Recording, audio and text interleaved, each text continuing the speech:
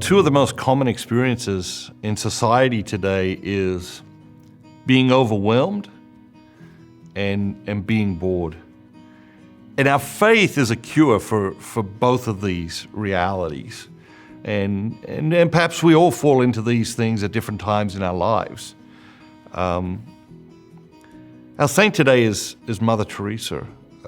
Lived an incredible life, demonstrated again the power of if you just love who and what is before you right now, and you do that 1,000 times a day, every day of the year, you just begin to have this massive impact on your community and in her case, ultimately on the world. And in the lives of all of the saints, we find these three things: truth, beauty, and goodness. And the reality is that when there's truth, beauty, and goodness in your life, you can't be overwhelmed and you can't be bored.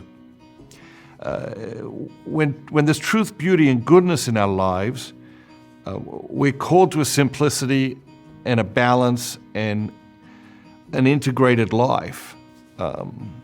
When we stop making time for truth, beauty, and goodness in our lives, that's when we get kidnapped by or seduced by the things of this world and the philosophies of this world. And that's when we tend to become overwhelmed and that's when we become bored. Because a life without truth, beauty, and goodness will ultimately become boring. And a life without truth, beauty, and goodness will ultimately become focused on the wrong things. And when we're focused on the wrong things, we very, very quickly become overwhelmed because those things, they're not feeding us. They're not feeding our hearts, our minds, our souls. And when that happens, we don't have what it takes to be sustained. And so we do become overwhelmed. God doesn't want us to be overwhelmed. You know, the message of the gospel is do not be overwhelmed. The message of the gospel is do not worry, do not be afraid, you know, and by extension, do not be overwhelmed. But we find ourselves overwhelmed, I think, increasingly in modern society. And so when we do, I think we have to ask ourselves, okay, what place are we giving in our day for truth, beauty, and goodness? Are we taking a few minutes to read so that we can allow some beautiful truths to come into our hearts and our minds? Are we taking some time to experience beauty? You know, whether that's art or some other form of beauty that inspires you in a special way.